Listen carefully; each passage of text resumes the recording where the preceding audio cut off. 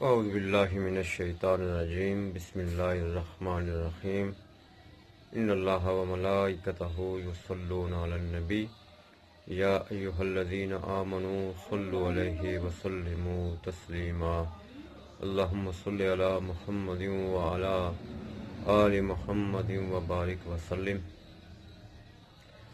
سنا ہے کہ ایک شخص نے بری صورت کو جنگل میں دیکھ کر پوچھا، تو کون؟ اس نے جواب دیا، تیرا ہی برا عمل۔ پوچھا، تجھ سے نجات کی کوئی صورت؟ اس نے جواب دیا، ختم المرسلین صلی اللہ علیہ وآلہ وسلم پر درود پڑھنا۔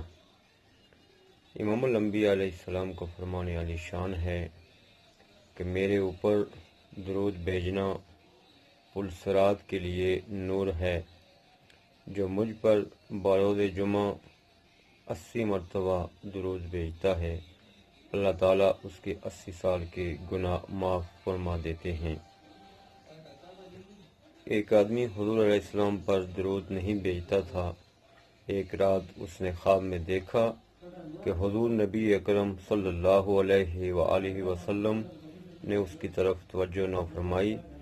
اس شخص نے عرض کیا، حضور مجھ سے ناراض ہیں، اس لیے آپ نے توجہ نہیں فرمائی۔ آپ نے جواب دیا، نہیں، میں تجھے پہچانتا ہی نہیں۔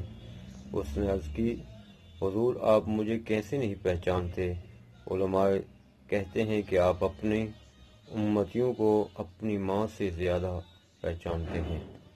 آپ نے فرمایا، علماء نے سچ اور درست فرمایا، لیکن تو نے مجھ پر درود بھیج کر اپنی یاد نہیں دلائی۔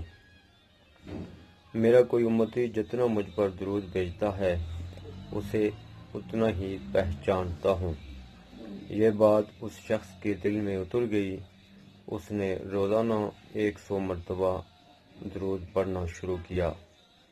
کچھ عرصہ بعد اسے پھر سرور کائنات صلی اللہ علیہ وآلہ وسلم کا دیدار ہوا۔ آپ نے فرمایا، میں اب تجھے پہچانتا ہوں اور میں تیری شفاعت کروں گا۔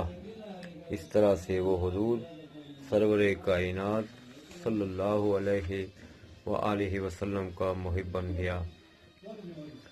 آپ بھی اپنے پیارے محبوب، اپنے پیارے آقا امام الانبیاء صلی اللہ علیہ وآلہ وسلم پر کثرت کے ساتھ درود بھیجیں اور کل بروز حشر آقا کریم علیہ الصلوۃ والسلام کی شفاعت کے حقدار بنیں۔ اللہم صلی علی سیدنا و مولانا محمد وعلی آل سیدنا و اصحاب سیدنا و مولانا محمد وبارک وسلم۔